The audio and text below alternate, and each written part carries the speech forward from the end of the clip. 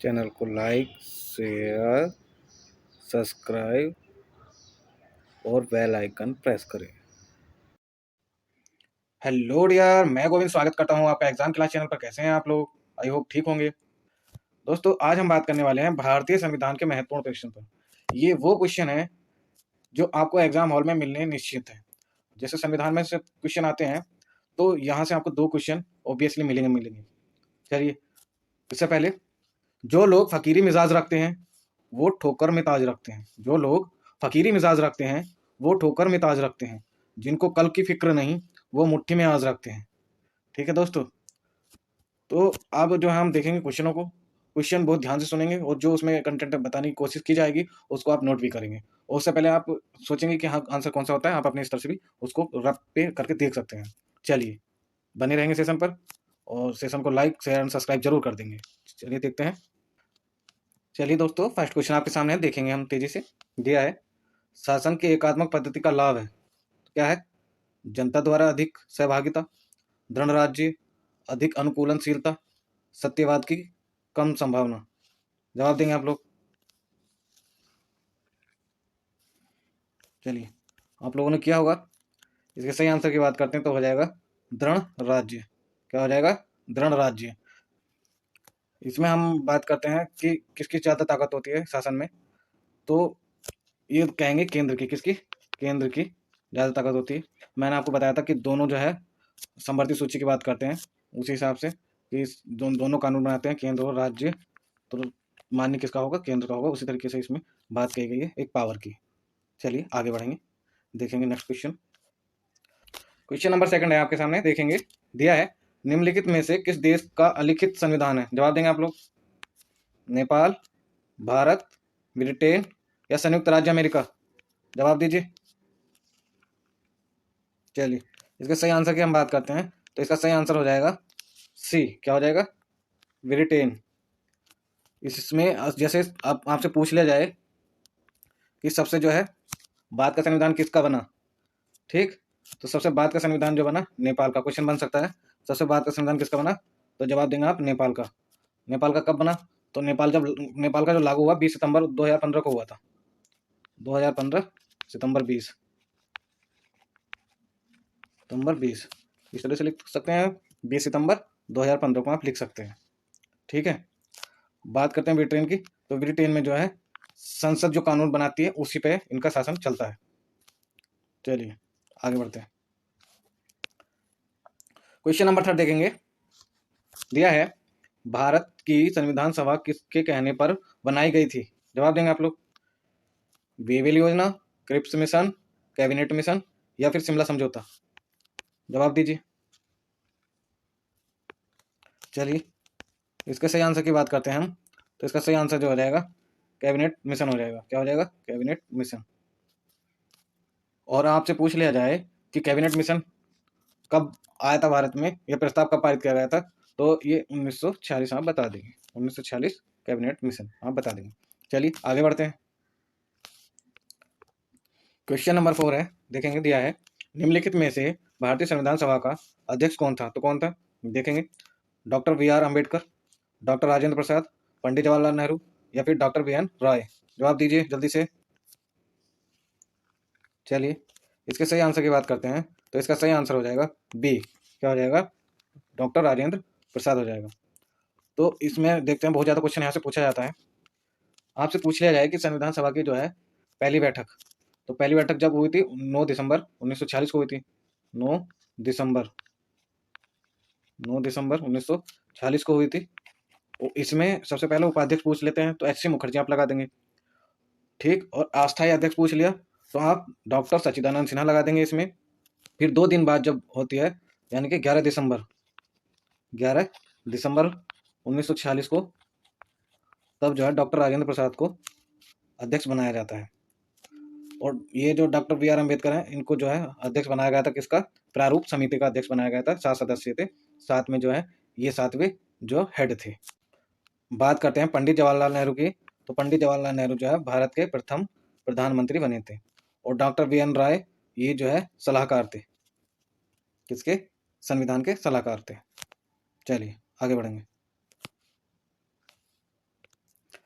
Question number 5 दिया है, राजनीतिक समानता पाई जाती है। जवाब देंगे आप लोग, व्यक्ति की बौद्धिकता में, सार्वभौमिक वयस्क मताधिकार में, विशेष अधिकारों के अभाव में, या फिर धन के समान वितरण में। जवाब दीजिए आप लोग।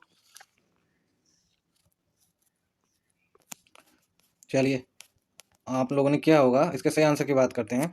तो इसका सही आंसर हो जाएगा सार्वभौमिक वयस्क मताधिकार में, यानी कि ऑप्शन बी हो जाएगा। ठीक है, इसकी बात करते हैं। तो ये इसमें समानता की बात की गई है राजनीतिक स्तर पर। राजनीतिक स्तर का मतलब ये है कि इसमें कोई भी वोट डाल सकते हैं अपनी मर्जी से, किसी को भी अपना मत दे सकते हैं। ठीक है, इसमें स्वतंत्र है। चलिए आगे बढ़ेंगे। क्वेश्चन नंबर 6 है, धर्मनिरपेक्ष राज्य किसे कहा जाता है। जवाब देंगे आप लोग, धार्मिक भावनाओं को न समझना, जिसका अपना कोई धर्म ना हो, जो नास्तिक हो, या फिर जो धर्म विरोधी हो। जवाब दीजिए। चलिए, इसके सही आंसर की बात करते हैं। इसका सही आंसर हो जाएगा बी। क्या हो जाएगा, बी हो जाएगा इसका सही आंसर, यानी कि जिसका अपना कोई धर्म ना हो। ठीक है, इसमें भारत के ऊपर बात की गई है। धर्मनिरपेक्ष का मतलब ये हो जाएगा कि जैसे भारत के सभी राज्य जो हैं, सभी राज्य उसमें कोई भी धर्म को वरीयता नहीं देंगे, किसी भी स्पेशल धर्म को वरीयता नहीं देंगे, सभी को समान समझना है, समान अवसर उनको देना है। ठीक है, अगर इसमें जैसे हम बात करते हैं थोड़े संशोधन की, तो जो इसमें प्रस्तावना में एक पंथ निरपेक्ष शब्द जोड़ा गया था 42वें संविधान संशोधन द्वारा। कब, 42वें संविधान संशोधन 1976 को। ठीक, ये शब्द इसी पे लागू होता है। चलिए आगे बढ़ेंगे। नेक्स्ट क्वेश्चन है 7 दिया है, भारतीय संविधान के अंतर्गत भारतीय लोकतंत्र के आदेशों को हम कहाँ देख सकते हैं। जवाब देंगे, प्रस्तावना, भाग 2, भाग 3, भाग 4। चलिए जवाब दीजिए। दोस्तों इसका सही आंसर जो हो जाएगा वो ए हो जाएगा। क्या हो जाएगा, प्रस्तावना। ठीक, चलिए आगे बढ़ते हैं। दिया है, संविधान की प्रस्तावना में भारत को कहा गया है, क्या कहा गया है, देखेंगे। दिया है ऑप्शन में, सर्वसत्ताधारी समाजवादी लोकतांत्रिक धर्मनिरपेक्ष गणराज्य, या फिर समाजवादी लोकतांत्रिक धर्मनिरपेक्ष गणराज्य। थर्ड है, सर्वसत्ताधारी लोकतांत्रिक समाजवादी धर्मनिरपेक्ष गणराज्य। इसी का लास्ट, समाजवादी लोकतांत्रिक सर्वसत्ताधारी धर्मनिरपेक्ष गणराज्य। बताएंगे, क्वेश्चन पूछा जाता है बहुत ज़्यादा, और इसी में बहुत फोकस की ज़रूरत होती है। वो थोड़ी सी नज़र हमने हटा दी या फिर थोड़ा सा ध्यान हटा दिया तो गलत हो जाएगा क्वेश्चन। चलिए इसके सही आंसर की बात करते हैं। इसका सही आंसर हो जाएगा बी। क्या हो जाएगा, समाजवादी लोकतांत्रिक धर्मनिरपेक्ष गणराज्य इसका आंसर हो जाएगा। ठीक है दोस्तों, चलिए आगे बढ़ते हैं, देखते हैं आगे। क्वेश्चन नंबर 9 देखेंगे। दिया है, संविधान बनाते समय निम्नलिखित में से कौन सा आदर्श प्रस्तावना में शामिल नहीं किया गया था। जवाब देंगे आप लोग, समता, न्याय, समाजवाद, या फिर स्वतंत्रता। चलिए जवाब दीजिए। हम इसके आंसर की बात करते हैं तो इसका आंसर सी हो जाएगा, समाजवाद। ये समाजवाद भी आता है और आपको देखने के लिए समाजवाद भी मिल सकता है। ठीक है, समाजवादी, दोनों शब्द आते हैं, समाजवादी। ठीक, हम इसकी बात करते हैं कि समाजवादी है, समाजवादी नाम से जोड़ा था। वैसे जो प्रस्तावना में जोड़ा गया था वो बाद में जोड़ा गया था, 3 शब्द जोड़े गए थे संविधान में। ये पहले मूल संविधान में इनका उल्लेख नहीं था, लेकिन जो है 42वें संविधान संशोधन द्वारा 1976 को 3 शब्द कौन कौन से जोड़े गए थे, समाजवादी, पंथनिरपेक्ष और अखंडता। कौन कौन से, समाजवादी, लिख देंगे पंथनिरपेक्ष, पंथनिरपेक्ष और अखंडता,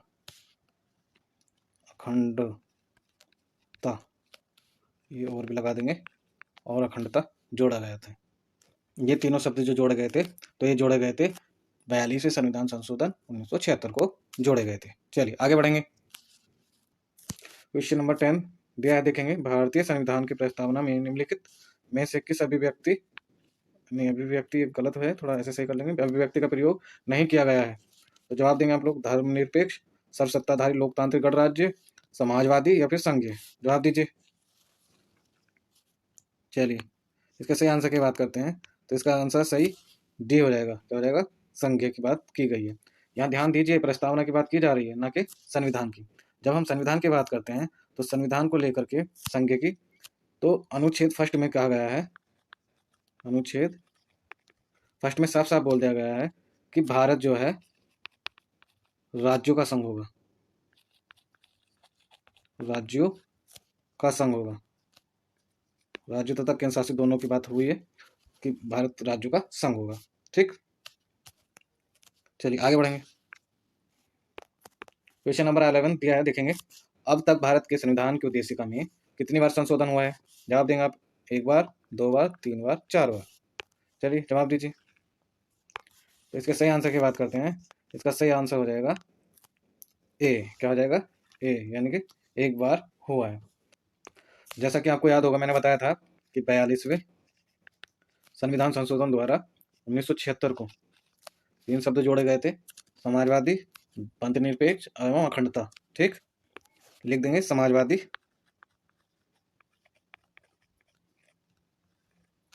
पंथनिरपेक्ष, पंथनिरपेक्ष एवं अखंडता, या और अखंडता, और अखंडता, अखंडता, ये शब्द जोड़े गए थे। ठीक, ये भी पूछ लिया जाता है कि किस अमेंडमेंट को या किस संशोधन को, कौन से नंबर का संशोधन को जो है मिनी कॉन्स्टिट्यूशन कहा गया है या मिनी संविधान कहा जाता है। तो ये 42वां हो जाएगा, 42वां संविधान संशोधन 1976, ये मिनी कॉन्स्टिट्यूशन कहलाता है। चलिए आगे बात करते हैं। नेक्स्ट, अब बात करने वाले हैं आपसे 12th क्वेश्चन की। दिया है, भारतीय संविधान की प्रस्तावना में उल्लेख नहीं है। किसका नहीं है? देखेंगे किसका नहीं है। प्रतिष्ठा की समानता का, न्याय का, समाजवादी का, या वयस्क मताधिकार का। जवाब दीजिए आप लोग। इसके सही आंसर की बात करते हैं तो इसका सही आंसर डी हो जाएगा, यानी कि वयस्क मताधिकार आंसर इसका हो जाएगा। ठीक, बाकी जो है प्रस्तावना में, ये प्रस्तावना में इन तीनों की बात आप देख सकते हैं, प्रतिष्ठा और समानता की बात, न्याय की बात और समाजवादी की बात। ठीक, लेकिन वयस्क मताधिकार की बात कहीं भी नहीं की गई है प्रस्तावना में। चलिए आगे बढ़ेंगे। क्वेश्चन नंबर 13 देखेंगे। दिया है, संविधान के निर्माताओं के मनोभाव और आदर्श प्रतिबिंबित होते हैं। किसमें होते हैं? प्रस्तावना में, मूल अधिकारों में, राज्यों के नीति निर्देशक तत्व में, या फिर मूल कर्तव्यों में। जवाब देंगे आप लोग। जब हम देखेंगे कि संविधान के निर्माताओं के मनोभाव मतलब उनके भावनाओं के, जब उनके विचार थे उनकी बात की जा रही है कि उन्होंने अपने भाव कैसे प्रकट किए थे, किसमें किए थे, तो वो प्रस्तावना में किए थे। किसमें? इसका आंसर हो जाएगा प्रस्तावना। ठीक, प्रस्तावना इसका आंसर हो जाएगा, क्योंकि हम जानते हैं कि एक बेरुवारी यूनियन आई थी, कौन सी? बेरुवारी, बेरुवारी यूनियन कब की बात है? ये 1960 की बात है। तो उसमें जो है कहा गया था, इस मामले में प्रस्तावना संविधान के निर्माताओं के आशय को स्पष्ट करने वाली एक कुंजी का नाम दिया गया था। ठीक है, ये जब कभी बाद आ जाता है तो वो पूछ लिया जाता है। इस वजह से मेरा ये क्वेश्चन लेने का एक उद्देश्य था, तो बहुत ज़्यादा पूछा जाता है। गहरे क्वेश्चन की बात करते हैं तब। चलिए आगे बात करते हैं। क्वेश्चन नंबर 14 देखेंगे। दिया है, भारत के संविधान में संघ शब्द का प्रयोग कहाँ पर हुआ है? प्रस्तावना में, या फिर भाग 3 में, अनुच्छेद 368 में, या कहीं पर भी नहीं। जवाब देंगे आप लोग। ये रिपीटेड क्वेश्चन है, मैंने बताया था आपको पीछे भी। चलिए इसके सही आंसर की बात करते हैं तो इसका इनमें से सही आंसर हो जाएगा, इनमें से कहीं पर भी नहीं, या कहीं पर भी नहीं, इनमें हो जाएगा खाली। ठीक, आगे बढ़ेंगे। 15 क्वेश्चन है, देखेंगे। दिया है, संविधान के अनुच्छेद प्रथम में भारत को कहा गया है, प्रथम या फर्स्ट भी बोल सकते हैं, महासंघीय, राज्यों का संघ, परिसंघ, परिसंघ प्रबल एकात्मक आधार के साथ। बताएंगे, जवाब देंगे आप लोग। चलिए तो इसके सही आंसर की बात करते हैं। इसका सही आंसर हो जाएगा बी। कौन सा हो जाएगा? बी, राज्यों का संघ कहा गया है प्रथम अनुच्छेद में। ये मैंने अभी आपको पीछे बताया था, आपको याद होगा। चलिए आगे बढ़ते हैं, देखते हैं नेक्स्ट क्वेश्चन। क्वेश्चन नंबर 16 दिया है आपके सामने। शक्तियों का विभाजन और स्वतंत्र न्यायपालिका किसकी दो महत्वपूर्ण विशेषताएं हैं? आंसर करेंगे, सरकार एक का एकात्मक स्वरूप, सरकार का संघीय स्वरूप, सरकार का लोकतांत्रिक स्वरूप, या फिर सरकार का समाजवादी स्वरूप। जवाब दीजिए। इसके सही आंसर की बात करते हैं तो इसका आंसर हो जाएगा बी। क्या हो जाएगा? सरकार का संघीय स्वरूप इसका आंसर हो जाएगा। आपको मैंने बताया था, आपको याद होगा कि बंटवारे की बात की गई है शक्तियों की, तो संघ की बात करते हैं, संघ, और दूसरी तरफ राज्य की। तो ये किसने बांटा शक्तियों को? तो ये जो हमारे जो संविधान, लिखित संविधान है, उसने संघ को और राज्यों के बीच की जो शक्तियां हैं उनका बंटवारा किया है। ठीक, चलिए आगे बढ़ते हैं। क्वेश्चन नंबर 17 दिया है, देखेंगे। भारत में संघ राज्य क्षेत्रों की संख्या वर्तमान में है। जवाब देंगे आप लोग, 6, 7, 8 या फिर 9।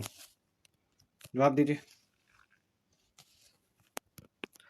तो इसके सही आंसर की हम बात करेंगे, इसका सही आंसर हो जाएगा 8। प्रेजेंट में 8 है, इससे पहले 9 थी, लेकिन प्रेजेंट में कितनी है? 8 है। केंद्र शासित प्रदेश हैं कौन कौन से? अगर जैसे पूछ लिया जाए तो सबसे पहले बात करते हैं दिल्ली, लिखेंगे जल्दी, क्योंकि पूछ आ जाता है तो उसमें हमारा गलत होने के चांस बने रहते हैं, गलत ना हो तो देख लेंगे एक बार। दूसरे की बात करते हैं अंडमान और निकोबार द्वीप समूह, अंडमान और निकोबार द्वीप समूह, द्वीप समूह। थर्ड की बात करते हैं तो चंडीगढ़ हो जाएगा, चंडीगढ़। ठीक, फोर्थ की बात करते हैं दमन द्वीप, दमन द्वीप या दमन द्वीप दोनों हो जाता है। ठीक, नोट कर लेंगे। चलिए, और 4 रह गए, 4 बता देते हैं। तो दमनदीप हो गया, दमनदीप के बाद जो है लक्षद्वीप, पांचवा लक्षद्वीप।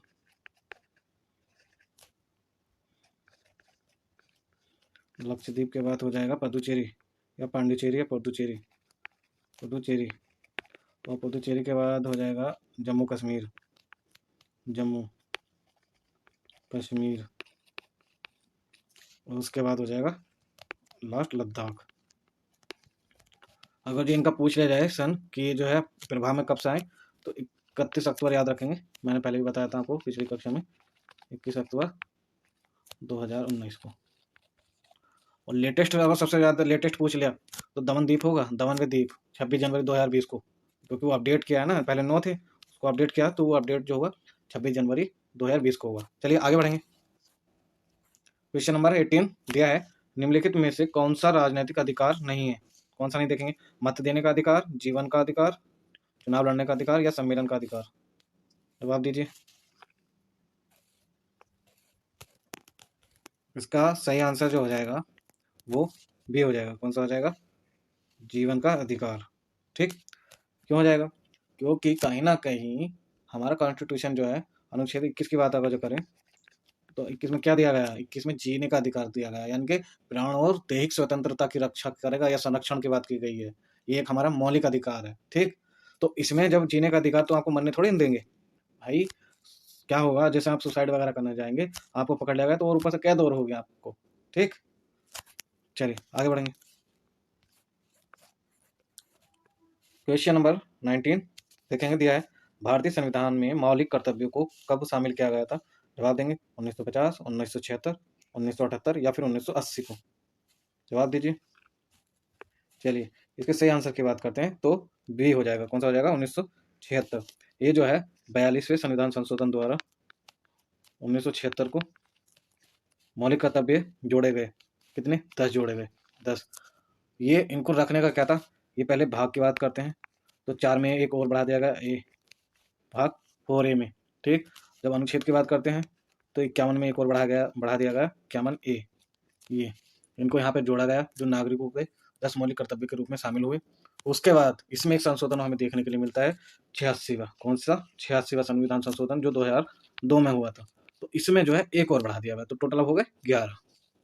तो वर्तमान में मौलिक कर्तव्य हमारे पास कितने हैं? वो 11 हैं। चलिए आगे बढ़ते हैं। लास्ट क्वेश्चन है, उससे पहले आप चैनल को लाइक, शेयर एंड सब्सक्राइब जरूर कर देंगे। ठीक है, देखिए काफ़ी मेहनत से ये क्वेश्चन तैयार कर होते हैं, कंटेंट तैयार करना पड़ता है, तो इसको आप इतना तो आपको बनता है कि कम से कम जो है चैनल को लाइक कर दें। भारतीय संविधान लागू कब हुआ था? तो कब हुआ था? 26 जनवरी 1950 को, 26 जनवरी 1952 को, 15 अगस्त 1947 को, 26 नवंबर 1949 को। जवाब देंगे आप लोग। चलिए, इसके सही आंसर की हम बात करते हैं, तो इसका सही आंसर हो जाएगा ए। क्या हो जाएगा? 26 जनवरी 1950 ठीक को जो है संविधान लागू हुआ था। अगर जो अंगीकृत की बात करते हैं, अंगीकृत पूछ लिया था कि अंगीकृत कब हुआ, तो 26 नवंबर 1949 को ये अंगीकृत हुआ था, ठीक। और 15 अगस्त 1947 आपको पता ही है कि देश को हमारे आज़ादी मिल गई थी। तो ये आपके 20 क्वेश्चन आपके सामने थे। 20 क्वेश्चन में आप बताएँगे कि आपके कितने सही हुए और कितने आपके गलत हुए। क्वेश्चन गलत ना हो, इसी वजह से आप जो है चैनल को देखते रहिए, और जिन लोगों ने सब्सक्राइब नहीं किया है वो प्लीज़ चैनल को सब्सक्राइब कर लीजिए। वीडियो देखने के लिए आप लोगों का धन्यवाद। आपका दिन शुभ हो, ऐसी हम कामना करते हैं।